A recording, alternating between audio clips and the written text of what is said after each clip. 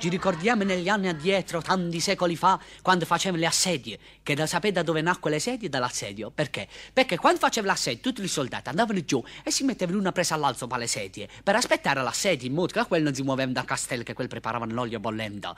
E allora quelli sopra le sedie sedute inventarono questo sistema per stare comodi, e allora si chiamava assedio. Poi fecero assedio divano, che inventarono il divano per stare più comodi. E sopra il divano facevano un sacco di cose, e sopra questi sacchi di cose nacquero questi 6 fratelli che erano tutti uniti. Erano 6 gemelli. Sentite cosa dice la canzone.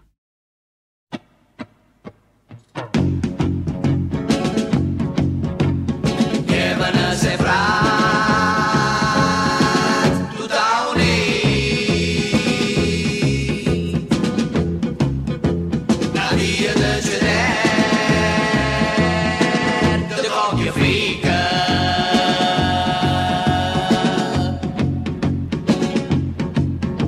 Rispondo senza me, le copia chi è. Rispondo con la nu, le meccanzino.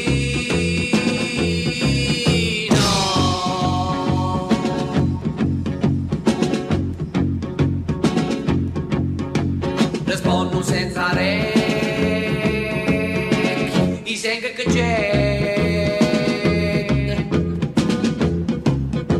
Rispondo un ceccat, la via do sto.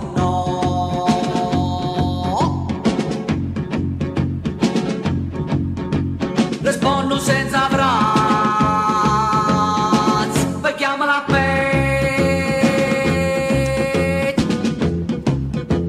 Rispondo senza gambe, facciamo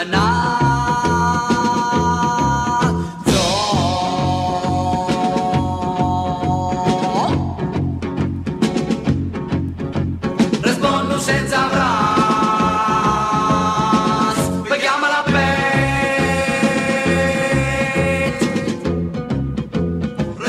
Senza gambe, facciamo